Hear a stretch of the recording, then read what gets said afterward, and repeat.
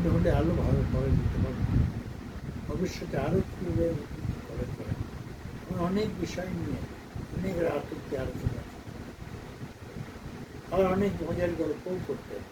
ছুটির না থাকলে কাজটা থাকলে খুব গল্প গুজব করতাম। নির্মলদা খুব ভালোবাসতেন গল্প, নানা রকম গল্প, মজার কথা শুনে খুব হাসতেন, কিন্তু কাজের সময় কাজ অন্য কোনো দিকে তাকাতেন। খুব প্রাণবন্ত মানুষ হিসেবে ওকে পেয়েছিল।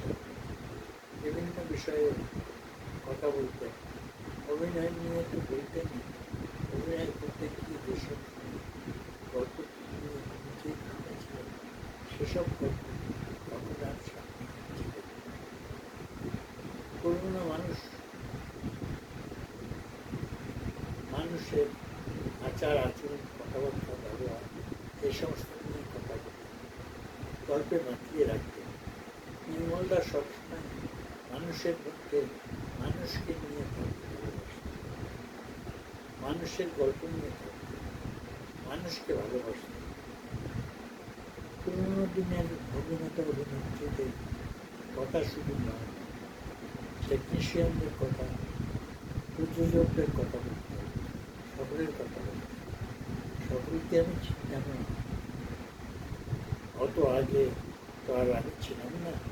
তবে নির্মলদা খুব বিভূতি চট্টোপাধ্যায়ের কথা বলতেন, ওর বাড়ি খবরাখবর রাখতেন, সুখ দুঃখের কথা বলতেন, থিয়েটার ও সিনেমার সঙ্গে যুক্ত অনেক মানুষের কথা তিনি বলতেন।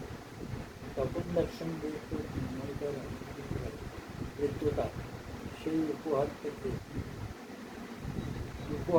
শুরু করে তিনি তপনদার ছবিতে একটা দুটো ব্যক্তিত্ব বাদে প্রায়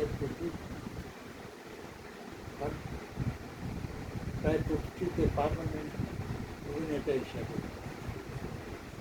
নির্মলদা খুব স্বাভাবিক অভিনয়, খুব স্বাভাবিক অভিনয়, এবং সেটা ওর শারীরিক গঠনে খুব ভালো, ওর চেহারার সঙ্গে ওই মিষ্টি মৃদুর ব্যাপারটা মানসারের বাধার চরিত্র, একটি মজার চরিত্র অভিনয়। কিন্তু আদালত একদম অন্যরকম অভিনয়, সেখানে তিনি খুব কৃতজ্ঞ। আমাদের ভালো নেই, আমাদের তো ভালো লেগেছিল, কারণ পরিচালক কুমার এমন বৃদ্ধ ক্রিয়া চরিত্রে বাংলা ছবি কোনদিন আশা করেন। চিরকাল মনে রাখবেন তপনদার বাড়ির সেই আড্ডা। তপনদা অসুস্থ হওয়ার পর, তপনদা চলে যাওয়ার পর গল্পই হয়ে যায়। নির্মলদার সঙ্গে আমার যোগাযোগ বিচ্ছিন্ন হয়ে যায়। নির্মলদা তো অত কাজও করতেন না তখন। পরে আমিও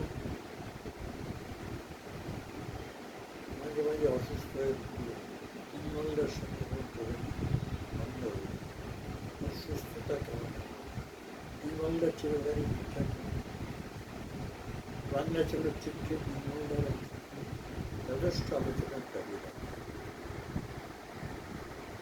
সেই প্রেক্ষিতে আমার মতো অভিনেতার জীবন ও কাজ আমার উত্তর প্রজন্মের কাছে